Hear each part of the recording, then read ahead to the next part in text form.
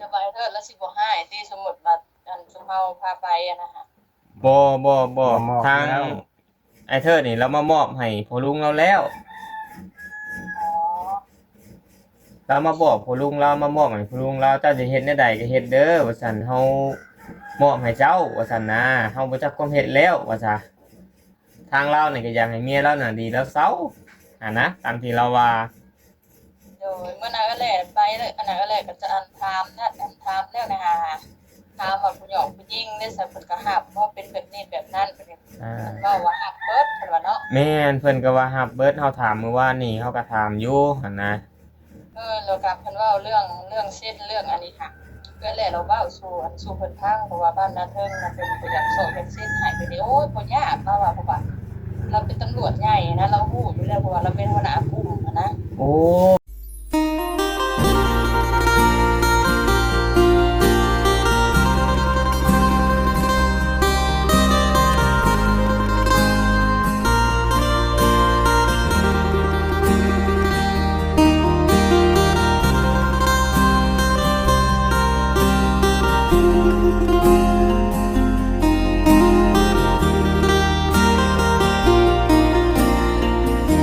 พี่น้องพา FC ขึ้นไปเบิ่งทางเฮือนก่อนพี่น้องเอ้ยบ่ได้ขึ้นจักเทื่อตอนนี้เพิ่นเฮ็ดคันไดแล้วพี่น้องทึบคันไดก็7คันบัดประเทศแล้วนี่ต่อไปนี่แล้วนี่ปาโทคักอาลีสูงเติงเยิงขึ้นมาอยู่เทิงพี่บัดนี้อ๋อโทอลังการงานสร้างแดดแห้งเนาะรุ่นเอาผ้าเอาผ้าตังเอาสาดมามุ้งบัดนี้ป้าโตคันว่าบ่มุ้งนี่คืออะไรขย่อยเด้นี่ฮะอากาศมันก็บ่ได้หนาวปานใดเด้มันตั้งฮ้อนแล้วนะพอน้องแพทย์โดยตั้งแต่ก่อนเนาะแต่ก่อนโดนลบอู้ตอนไว้บอกกับไผเพิ่นเฮ็ดปล่อยมาที่ได้ข่อยจอยนึกแค่เจ้าน่ะดึกเด้อจอยตุ้ยเด้นี่ฮะป้าต้นไม้ก็ไม้ลอยงามไม้จิกบ่จักดอกอันนี้เนาะไม้จิกเด้นี่เลยไม้สีดง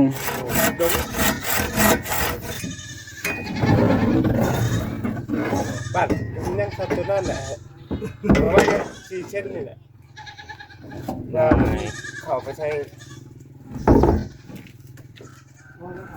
ประมาณ4เซนครับเนาะกำลังอันนั้นลูกแล้วก็หน้า11 โมง15 นาที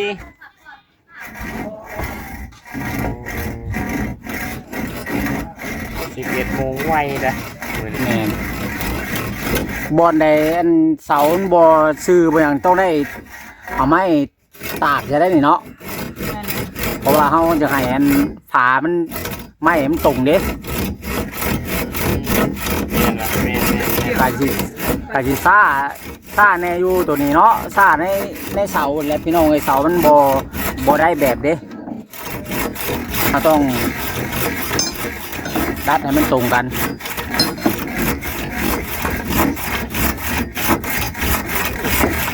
ใหญ่เลยผักได้เลย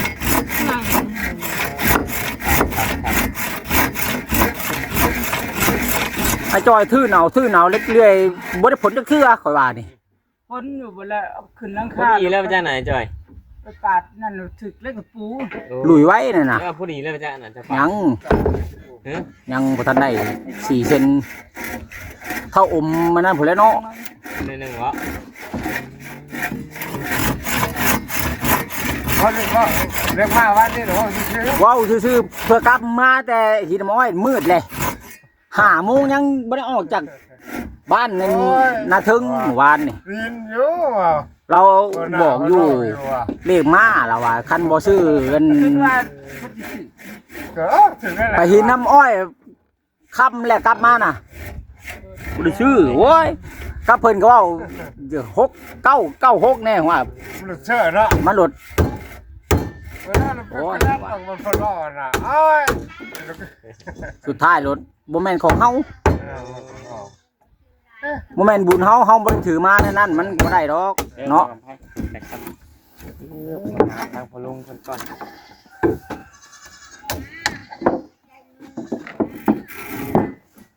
คำแม่นของเฮาเนี่ยนี่บ่ยากนะคาดสิได้บินมาคือลูกเจ้าคาดบ่ได้บินเจิดหนีเพิ่นเว้าอยู่คันแม่ป้าวอนเราบอกคำหาคักกันยังบ่ได้สนใจเว้าไปในอื่นโซเลในอื่นผู้บ่แม่นของเฮา ก็ถูกโมจักเลย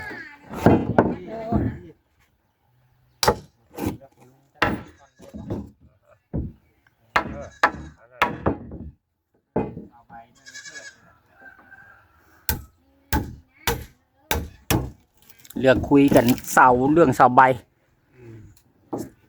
สดแป้นนี่ก็เฮ็ดโต๊ะเฮ็ดตั้งเฮ็ดนั่นนั่งก็ได้นี่ยาวอยู่ นี่ใช่ว่าไอ้รถต้องไปคุยอยู่ข้างล่างก็ได้แป๊บนึงเนาะ บ่ได้ซื้อซ้ำโอ้เสียดายเด้แม่ป้าเอ้ยว่ะเอาไว้งวดหน้าแม่นมือ ไอ้หมดน่ะ เลขลาววัดซื้อจบดีเมื่อทันเลขไทยบ่ได้ซื้อเลขลาววัดบ่ถูกได้ซื้อซื้อเลขควายบ่ออกเลขสิงห์ออก105บ่จังว่าโอ้ยสัตว์แม่นคันคือว่าแสนมานี่ลาวสิได้อยู่เมื่อวานนี่ป้าบอลบอกเลขมากคักแน่เลขไทยคันว่าบ่มีเงินก็ซื้อ 2,000 แล้วว่ะสุดท้ายรถบ่ได้ซื้อเตรียมเอกสารอนุมัติเลยพอน้องแพทย์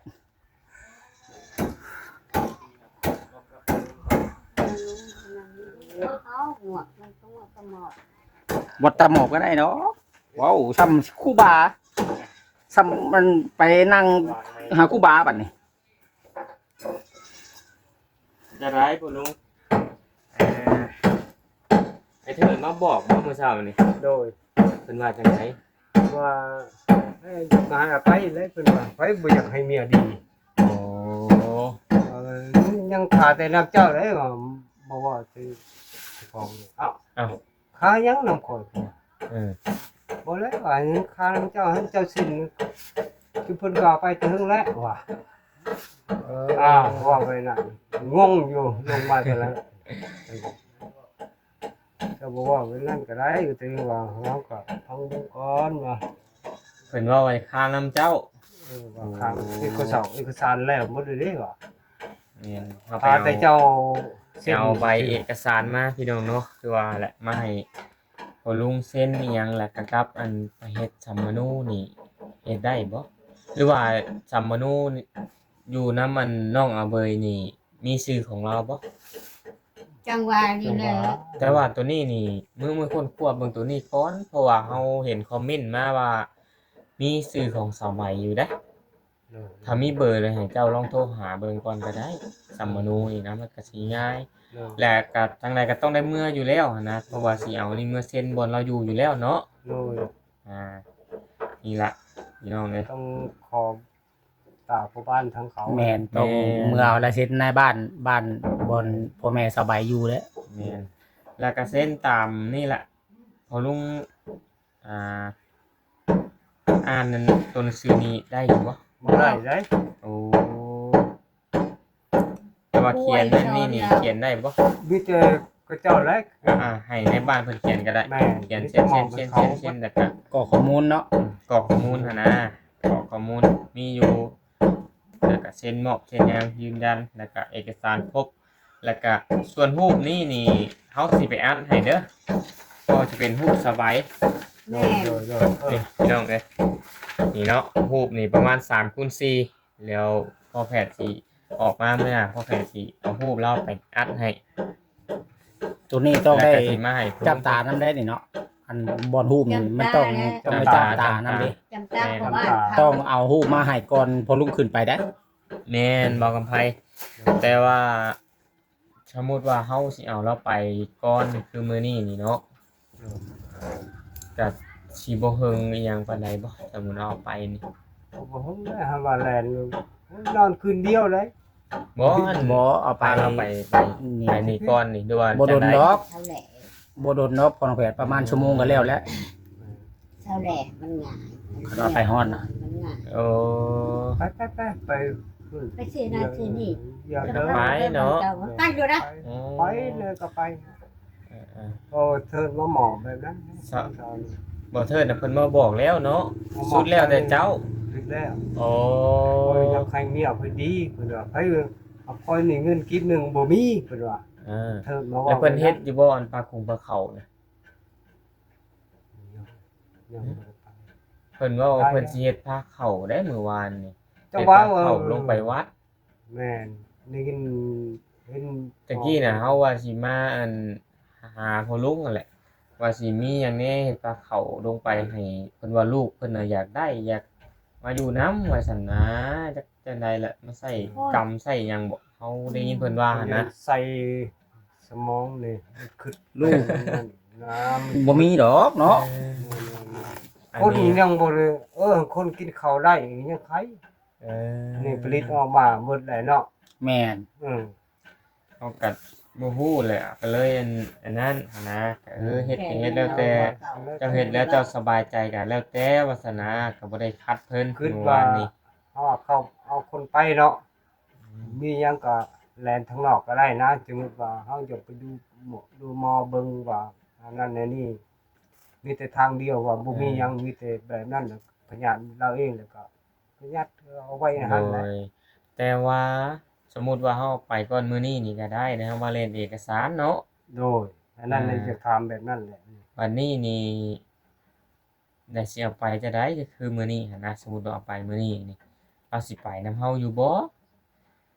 เดี๋ยวสิโทรหาเบิ่งไอ้น้อยเบิ่งถ้าว่าเราว่าง เอาไป เราว่างบ่มื้อนี้หันนะทางบ่าวกำไผโทรได้บ่ตอนนี้ เห็น โทรศัพท์จะลองโทรเบิ่งโทรหาบ่าวน้อยเบิ่งดูเราว่างบ่มื้อนี้ถามเราก่อนว่าเราว่างบ่ ค่อยไปบ่เชื่อได้เพราะว่าบ่เชื่อ บ่เชื่อดอกเนาะ บ่เชื่อ เพราะว่าสาวใบได้ถามเจ้าแม่นบ่ถามไปป้าว่าแค่เจ้าเซ็น ผู้นี้บอก ผู้ใดบอก ดิ โอ้ป้าแตว มัน บ ก็ อก ตื่นบอกลุงจะเอาไปตื่นมาแงะได้แงะเอาได้จังหวะ ย่านแหละ มีแต่เขาน้อยไปเลยได้ บ่ได้ถ้าไปกับเจ้าบ่ได้ตะกี้คิดว่าถ้าบ่น้อยยากแล้วสิขี่ซาเล้งไปกับเจ้าว่าไปเที่ยวไปหยังโอ้คือสิบ่ได้ดอกบัดนี้ ได้เดี๋ยวครับไปก็หันว่าไปสองคนอยู่ต้องมีคนไปน้ำยำโดด โอ้ไป ไปเรื่องขึ้นเรา เดี๋ยวไปจัดทางบ้านมาจัดทางบ้านเรา เกิดอยากใช้รถใหญ่กึบแล้วก็ สบายเนาะ สบาย แต่ว่าเราต้องโทรหาเบิ่งเราก่อนหันนะว่าเราสิสะดวกไปบ่มื้อนี้ นี่มันโดดได้ ฮะ ไปเบิ่งไปก่อน โดยบ่แซน เบิ่งนะ ไปเบิ่ง โดย ก่อนมันยังบ่ สมมุติว่าก็คือเราว่าไอ้เทิดมาบอกมื้อเช้านี้เราอยู่เฮือน ข่อย เนาะ มีแต่เฟซซาวแหล่นะ เฟซไผก็ได้นะลองโทรเบิ่งว่าเพิ่นว่างบ่หั่นนะ โทรเบิ่งติดบ่เด้อติดดู ถ้าว่ามื้อนี้บ่ว่างแล้วก็ฮัลโหลสบายดีเอ้ย สบายดี จะได้ว่างอยู่บ่มื้อนี้ เฮ็ดเฮือนอยู่ได้ล่ะ โอ้เฮ็ดเฮือนอยู่บ่ได้ว่างบ่ได้ออกมาซ้ำเนาะ บ่บ่ โอ้ สิบ่มี สบายค่ะ สบายกะไอ้เทิดเราไปมื้อเช้านี่ป้านอนอยู่เฮือนนั่นแหละว่าซั่น แต่ว่าเราอาการเราดีขึ้นบ่ โอ้หลายไป อาการก็หนักอยู่หั่นแหละเอ้ยคือเก่าแล้วหั่นแหละพอสมควรหั่นนะตะกี้ว่าถ้าเจ้าว่าง ของพิธีเลยยันว่าแบบอาการเราไข้แน่นะ เอ้ยคือเก่าเราเอ้ย คันว่างจักชั่วโมง2ชั่วโมงนี่ว่าอยากให้เจ้า ออกมาพาเราไปศูนย์บำบัดนะคันว่าว่างคันบ่ว่างเลยก็ยาเนาะพอน้องแผนเนาะซั่นเราอ่ะ รู้ไหมบอก อันไปถามแล้วศูนย์บำบัดน่ะ โดยเอ้ยเฮาไปถามแล้วเฮาไปเอาเอกสารอีหยังมาแล้วมีแต่ว่ามาประกอบที่ดังก็ได้หั้นนะถ้าว่ามันฉุกเฉินอีหยังเฮาก็เอาคนไปฝากก่อนได้หั้นนะแล้วก็มี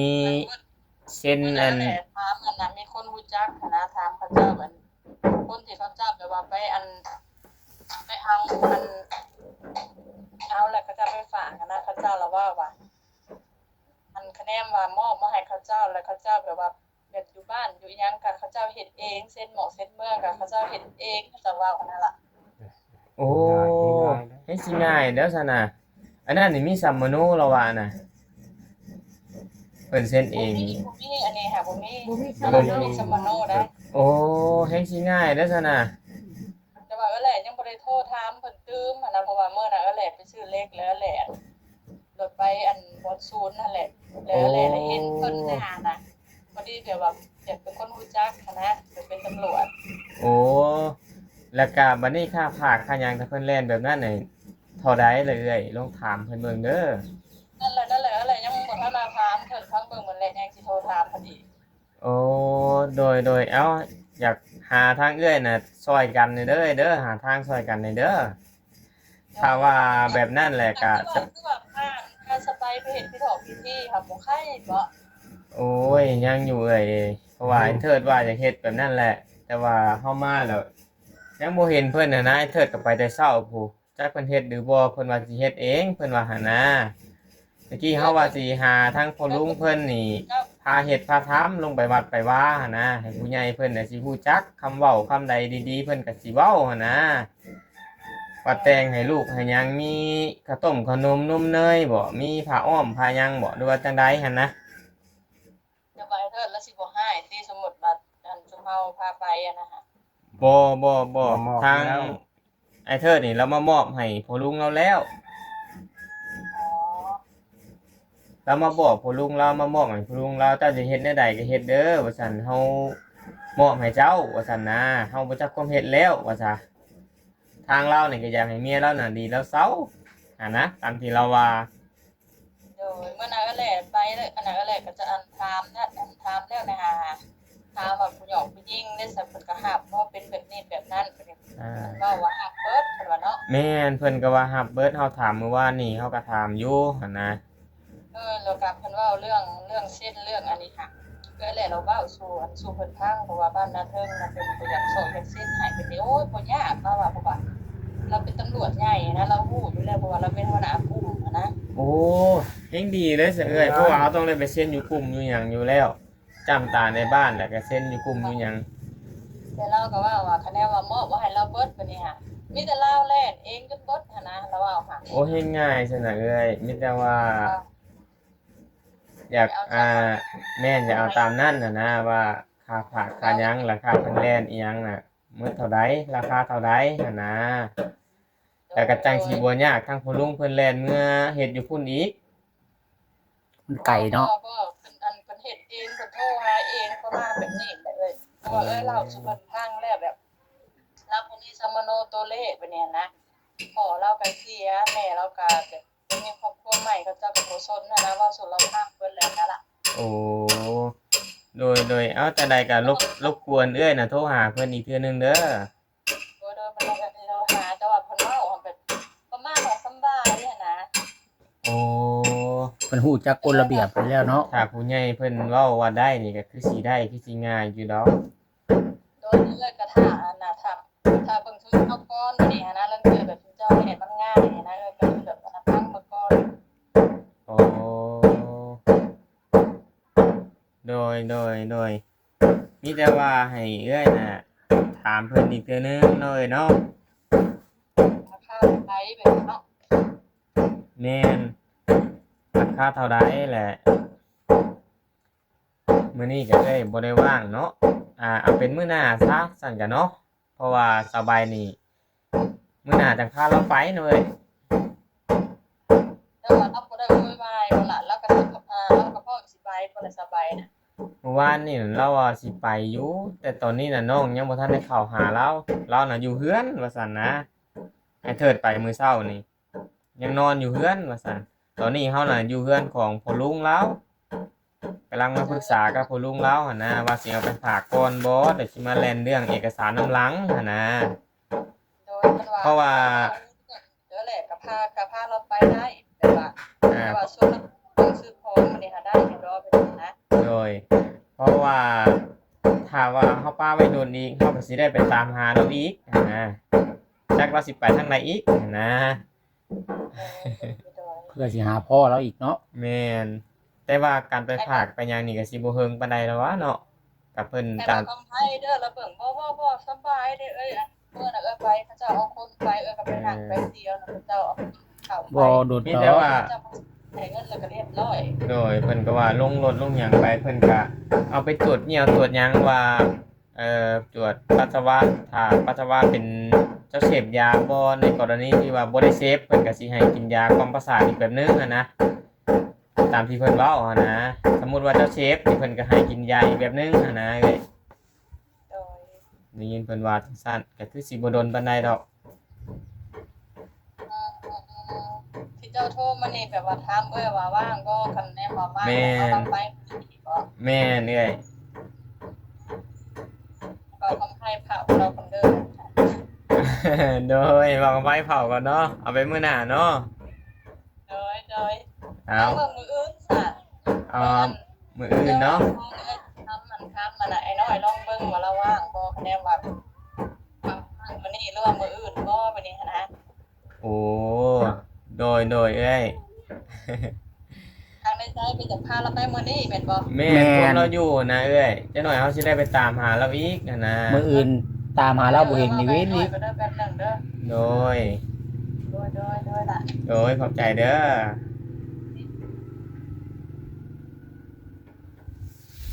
เอากระสั้นให้สำบายแล้วสะเนาะพ่อลุงเนาะ เด้อ ถ้าในเมืองกรณีที่ว่าให้ผู้ใหญ่ให้ผู้เพิ่นฮู้จักนะ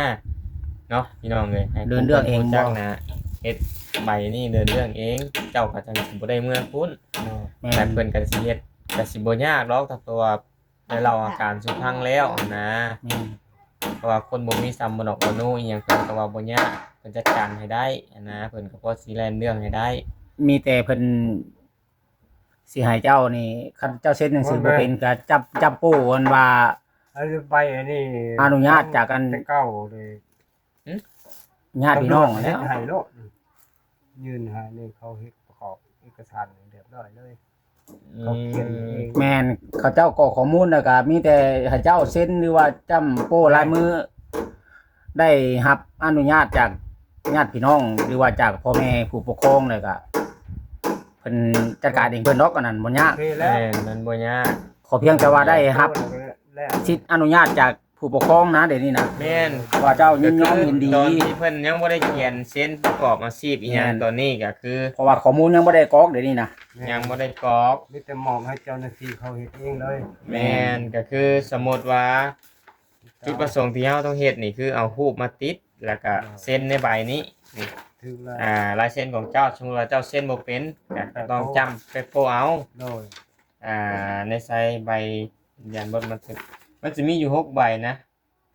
ตัวนี้ใบยั่งยืนที่อยู่ของเสาใบ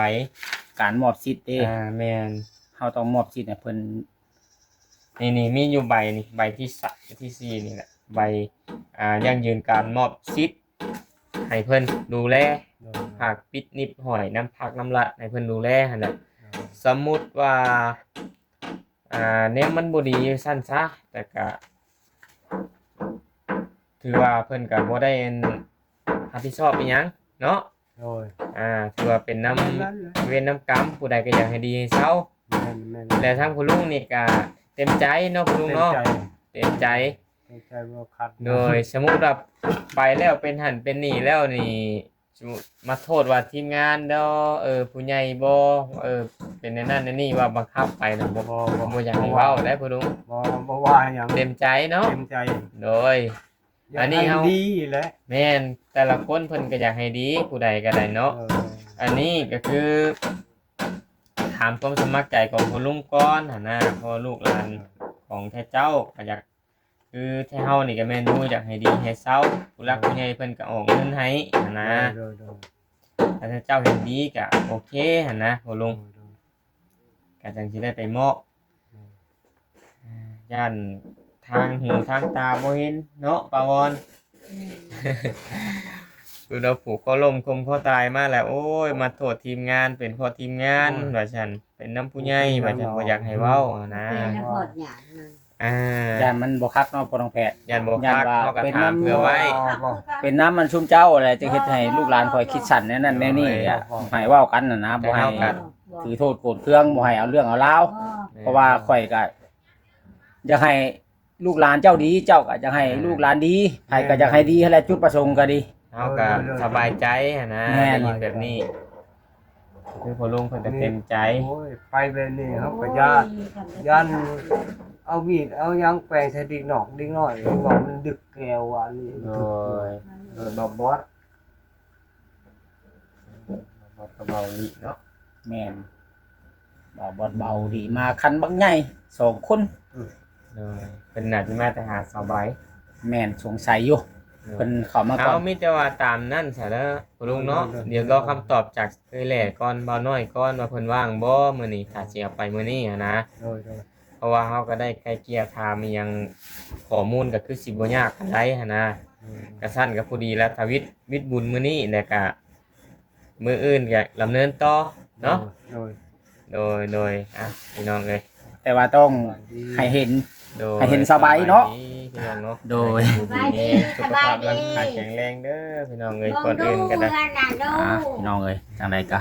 รอติดตามรอชมคลิปต่อไปพี่น้องเอ้ยจังได ไป ก็ พี่น้องเนาะสบาย สำหรับคลิปนี้ก็สิขอตัวจบก่อนเด้อพ่อแม่พี่น้องเอ้ยผิดพลาดประการใดขอโทษขออภัยนำ FC เบอร์สุขูสู่คนพี่น้องเอ้ยที่เข้ามาเบิ่งมาชมมาแล้วเนาะจังไดก็สำหรับคลิปนี้ขอตัวก่อนเด้อสบายดี